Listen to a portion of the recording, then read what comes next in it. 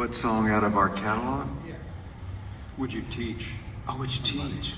Use it as a teaching tool. Wow. That's hard. Yeah. Oh, geez, you know, I would probably start with one that had more rhythm maybe in it, you know, because I think the lead stuff that has melody as well as patterns, but it comes out of the dictates of the rhythm, whether they're actually played or implied, you know what I mean? Those chords are there even if they're not there when you play.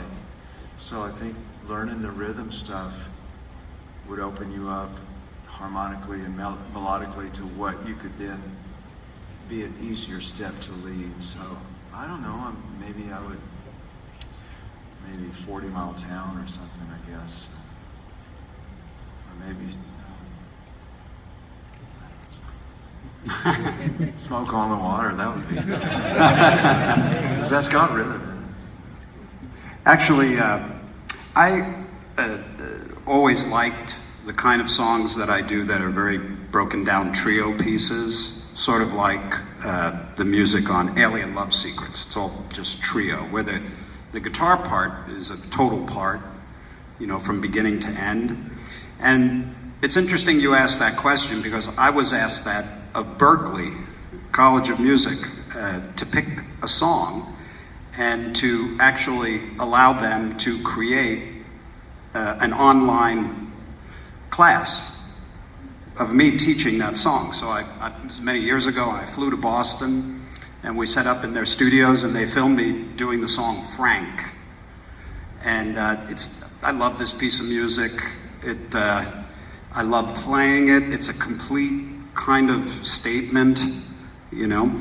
So I thought that would be a good choice for the students because, I mean, so much of it is based on their proficiency level, but it was Berklee, so I figured, yeah, they gotta learn something. You know, they have to know something by the time they get there.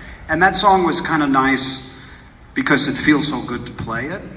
So that would be the song, and it's actually done. And once every 6 months, I go on to the class, because it's all online. It's an online Steve I class.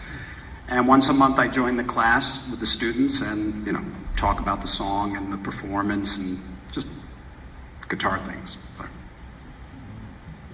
Yeah, it's hard to pick, you know, the pieces of music that you think would represent enough of all the elements that you think you've been toying with for decades.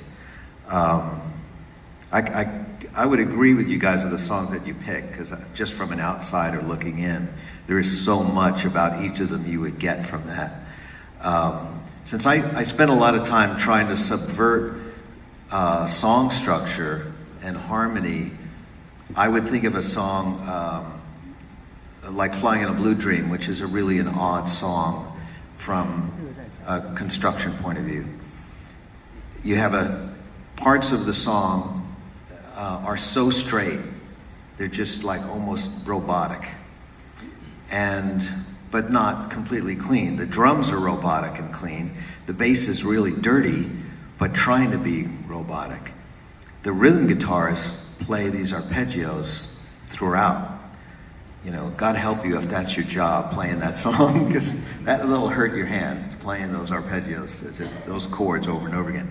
But to build a song where the chords are all Lydian chords, and each chord change represents a change of key, that in itself was really odd. So as I was writing it, I was thinking, can I do this, or am I getting myself in trouble when I go to really finish the melody? And then the melody starting low and ending high, no division between verse, chorus, or bridge, and laying way back on the beat on purpose. And then when the solo comes, complete loss of control. The guitar is all over the place, sharp, flat, ahead, behind it, just completely crazy. And then it goes back to the melody, and the mellow guy comes back in and plays. So, and the feedback and all the funny things that are part of that song were unique to me as we constructed it, and were happy surprises every minute that we accomplished a new part of the song and got finished with it and finally mixed it. So there's so much to talk about. Some of the other songs are more straightforward and they borrow more from classic song structure. So I would always pick something like that that's really odd, you know, built on an odd foundation.